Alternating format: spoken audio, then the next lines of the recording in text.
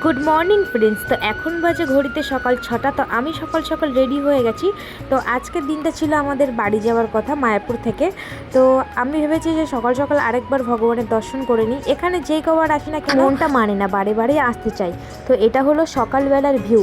তোমরা ঘুরতে আসলে শীতকালেই আসো, আমি বলবো এটাই হলো বেস্ট সময়। চারিদিকে এত সুন্দর সবুজ গাছপালার এত সুন্দর ফ্লাওয়ার দিয়ে ডেকোরেশন করা হয় না এই শীতের সময়ে। তোমরাই নেচারের মধ্যে আরামসে ঘন্টা দেড়েক এখানে কাটিয়ে ফেলতে পারবে। সকাল সকাল আমি ভগবানের পুজো দিয়ে দর্শন করে চলে এসেছি।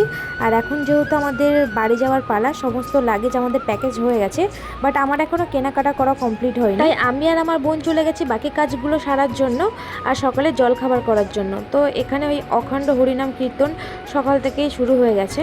তো সকালের ভিউটা দেখো, এত সুন্দর ফাঁকা ফাঁকা আর বেশ সুন্দর লাগছে দেখতে, তাই না? আবার প্রথমেই আমরা চলে এসেছি পরোটার দোকানে। তো এই আঙ্কেলটার দোকানে দেখছিলাম একটু ভালো ভিড় ছিল আর পরোটাটা ভালো টেস্টি দেখে চলে এসেছি। আমরাও 20 টাকা প্লেট নিয়ে ছেঁড়া পরোটার তরকারি সঙ্গে দিয়েছিল স্যালাড, এতেও খুব সুন্দর ছিল। বাট সকালে খালি পেটে সত্যি কথা বলতে এই এক প্লেটটুকু খাবার ক্ষমতা আমার হয়নি।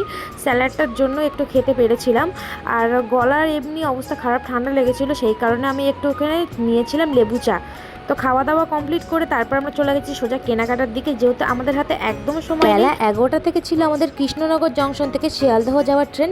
আর তার আগে এখান থেকে তো টোটো করে আমাদের এতটা রাস্তা যেতে হবে, প্রায় 1 ঘন্টার কাছে।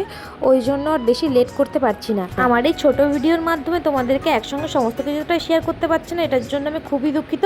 নেক্সট পার্ট দেখার জন্য তোমরা একটু ওয়েট করে যেও, আর আমার চ্যানেলে নতুন হলে সাবস্ক্রাইব করে পাশে থেকো।